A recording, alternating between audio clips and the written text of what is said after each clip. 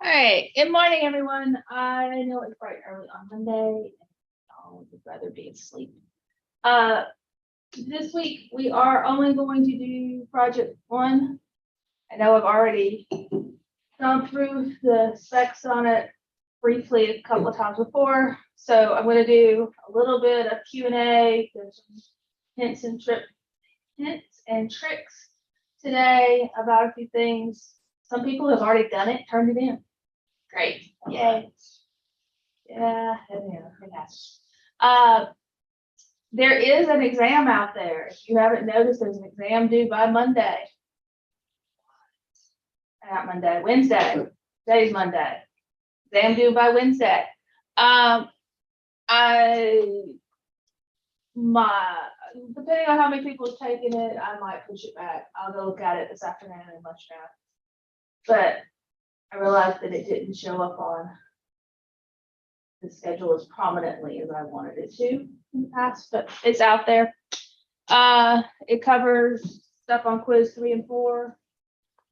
Oddly enough, same test bank, so you might see the exact same questions. The project is all we're working on today. It's all we're going to work on this week. There will be no in-person workshop Friday. I have to go out of town, so I will not be here Friday. So if you have questions, you need to email them to me.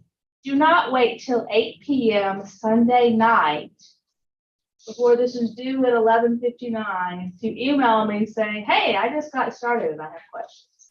I have 3 of those emails sitting in my email box this morning. I need to respond to because I didn't check my email after 8 o'clock last night. Sorry.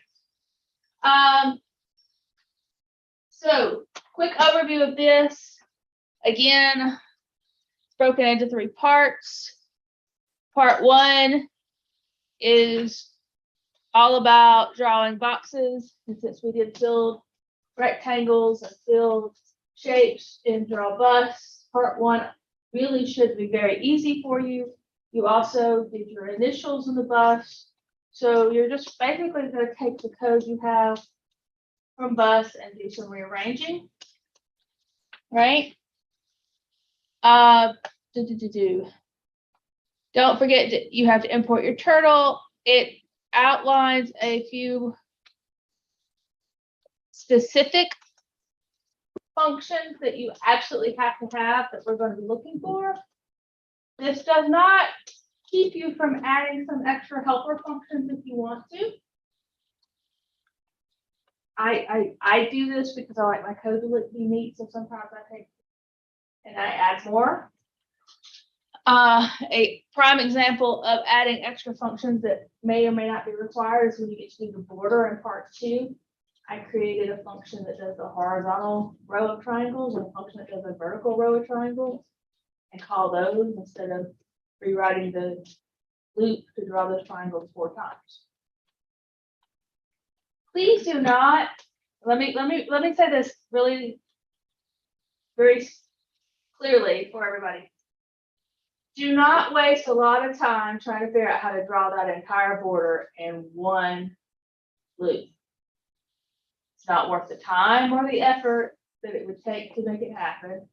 Do the horizontal rows and the vertical rows separate from each other, because making that 90-degree turn to go around the corner, I decided it wasn't enough. It took me too long, so I stopped.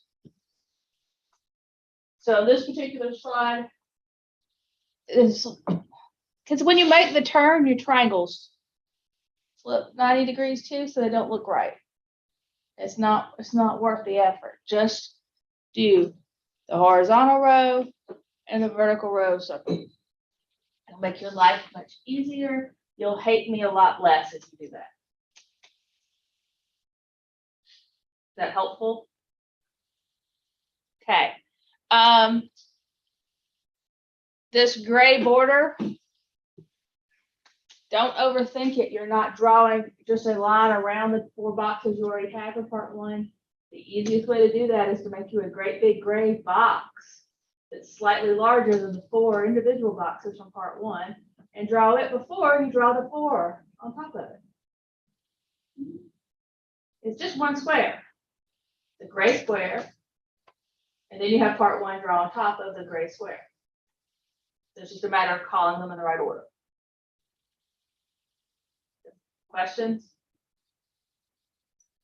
Feel like I'm giving you all the tricks and tips without making you do the research, but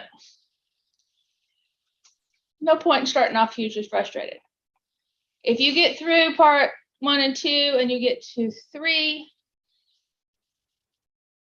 doing random colors is really not that hard, but you have to think about the color and in the terms of its RGB factors. And so using the words for the colors you want to use, go look up how to do colors with the red, green, and blue separated out. Then you do random numbers for each of those variables. Don't overthink it till you get there, but just remember in the back of your head, I need to look up RGB values and the turtle graphics documentation that I sent you to the bus. Also, in the math module of that documentation will tell you how to use a random number. Right? All right.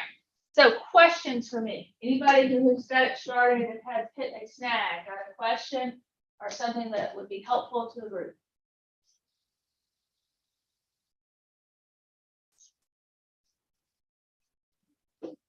How many of you have actually started it? Good. That makes me feel much better. All right. So if you haven't started it, it is lengthy. It could take you several hours to do this if you get bogged down. Do not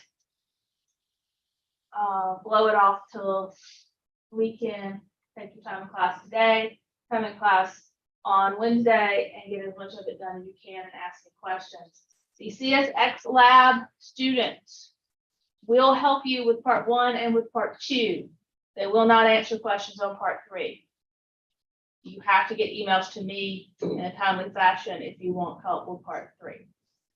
All right, I'm going to come around and help you throughout the class period.